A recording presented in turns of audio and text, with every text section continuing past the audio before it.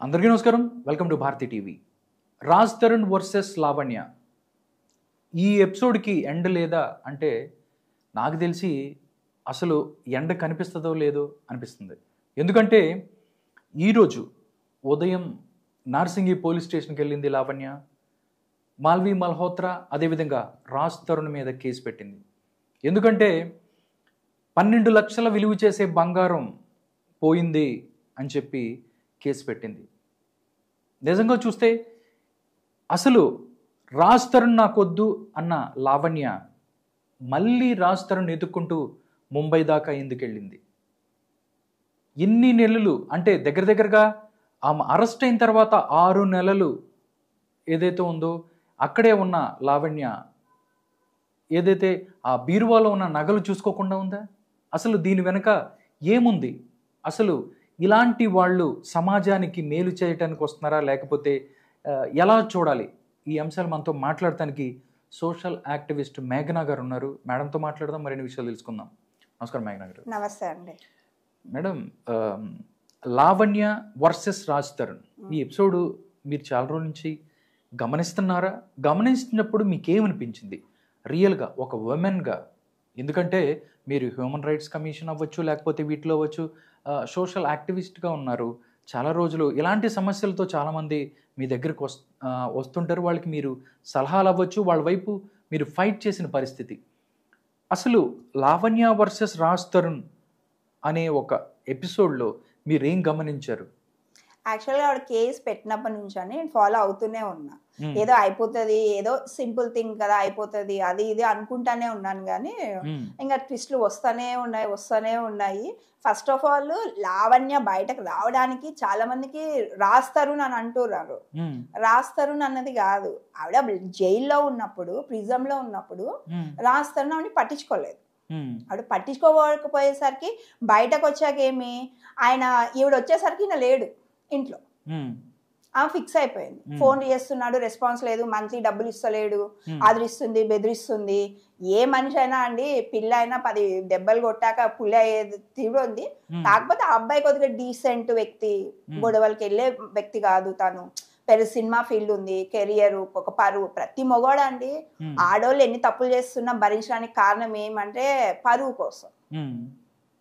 ఆ పరువు పోయేంత వరకు లాగారు అనుకోండి, పరువు పోయింది ఇంకేం చేసుకోండి, ఏం చేస్తారు ఎవరైనా? ఆడోళ్ళు కూడా ఏం చేయలేరు. ఆడోళ్ళు తెగించినా ఏం చేయలేడు, మొగోడు తెగించినా ఏం చేయలేడు. రోడ్లో పడుతుంది సంసారం. పాయింట్ అది.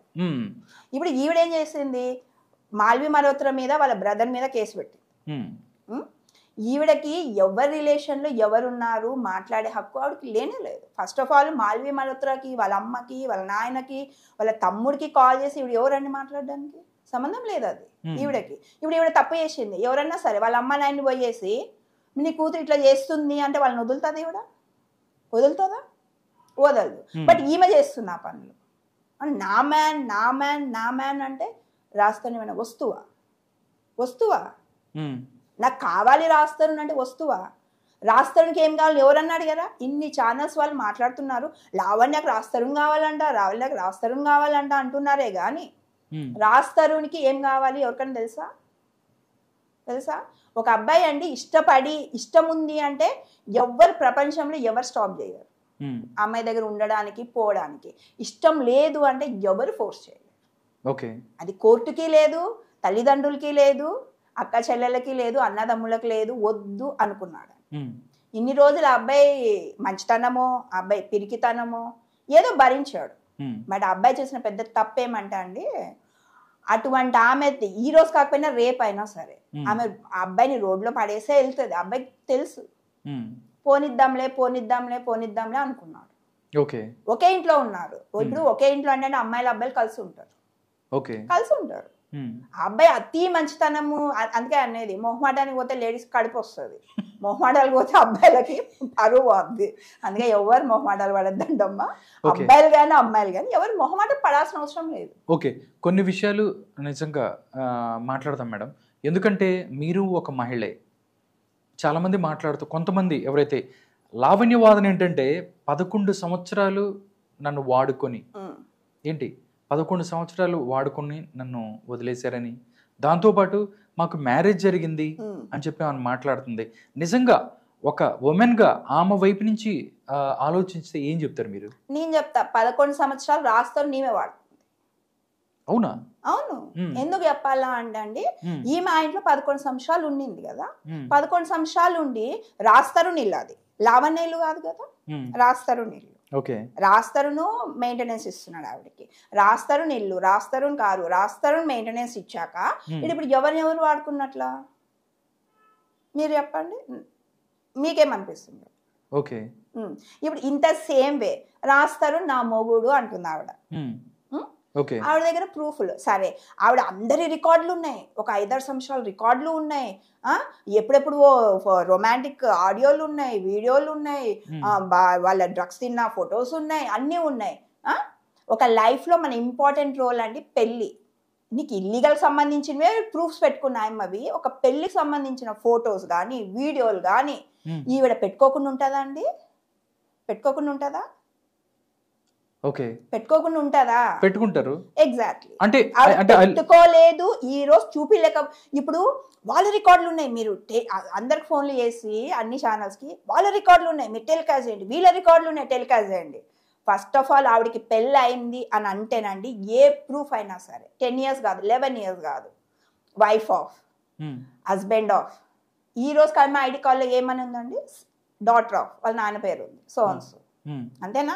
ఆమె కంప్లైంట్లు చేసింది కదా, కంప్లైంట్ చేసింది, ఎన్ని 3 మీద ఆమె రేప్ కేసులు FIR ఫైల్ చేసింది. దాంట్లో ఏమని ఉంది, డాటర్ ఆఫ్. సరే రాస్తాను ఆమె అంటుంది, నేను చాలా నంగా రాస్తారని చెప్పాడు, నేను పబ్లిక్లో రాకూడదు అనేసి. సరే రాస్తాను ఇప్పుడు కూడా చెప్పాడు కదమ్మా, నువ్వు పబ్లిక్ రావద్దు, పరువు దియ్య అని. మరి ఇన్ని సంవత్సరాలు నంగగా ఇన్నాయమ్మవి, మరి ఈరోజు ఎందుకు బయటకు వచ్చినావు?